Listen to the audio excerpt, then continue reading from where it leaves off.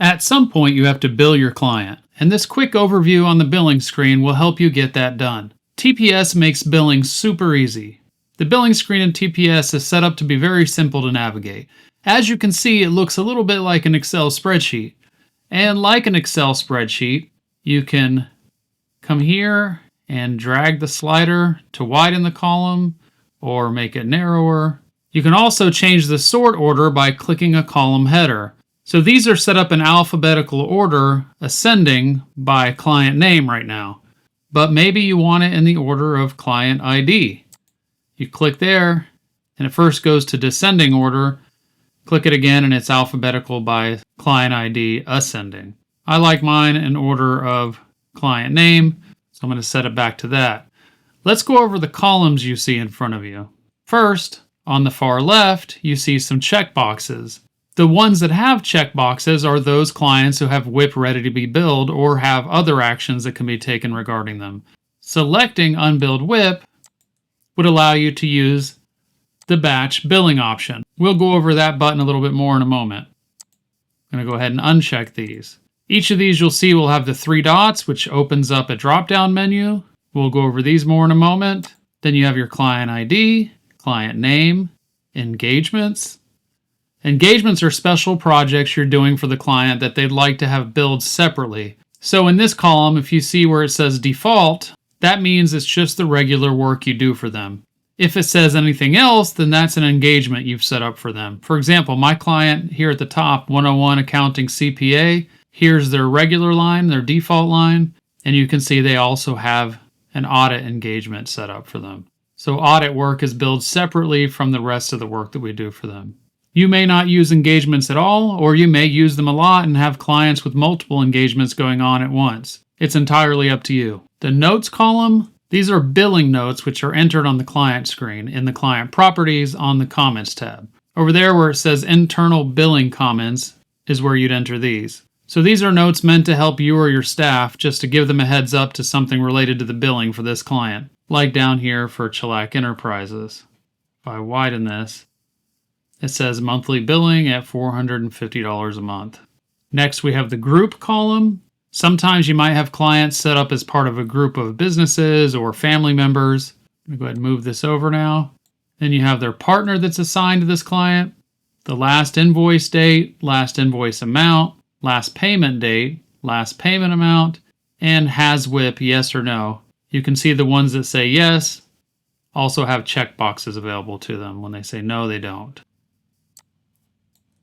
Up here on the left, this drop-down menu gives you the option to only see clients with unbilled WIP, which is how we have it now, or you can change it to billed and unbilled.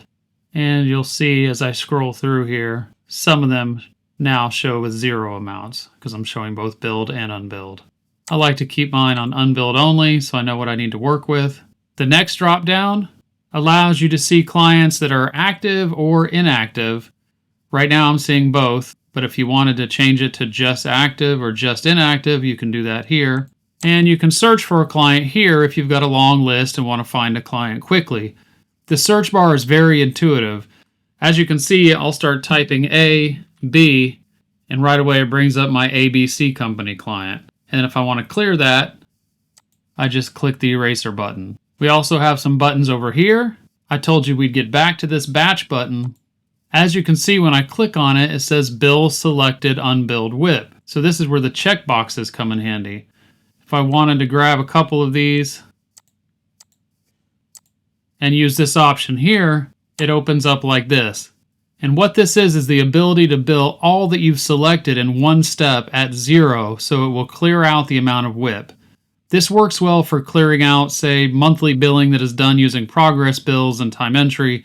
As you can see, down here, in order to complete this action, you have to click to say you agree and understand that it will create a 0 invoice for all selected client engagements.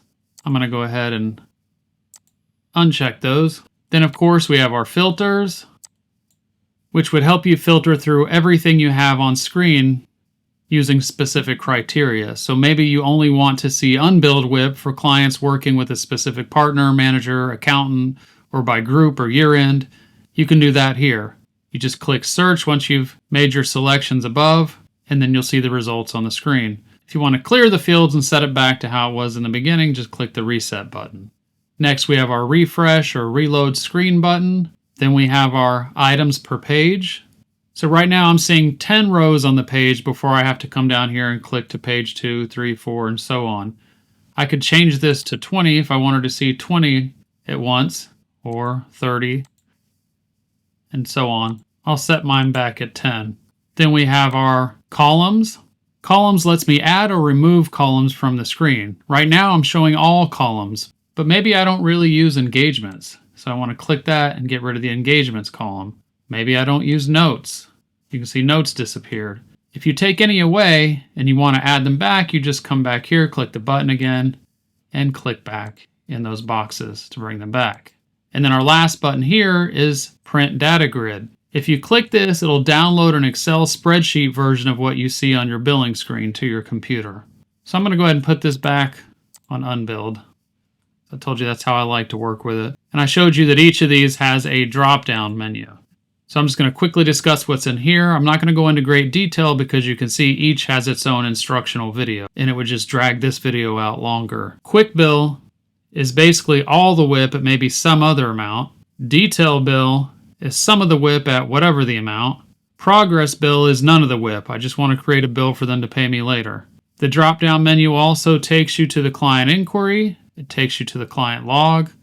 It allows you to send an email right from here in the billing screen. And you have the Show Summary option, which breaks down the client's current, last month, last year, and year-to-date amounts and markups or markdowns. It also tells you their total AR, total billed, last payment, and last invoice.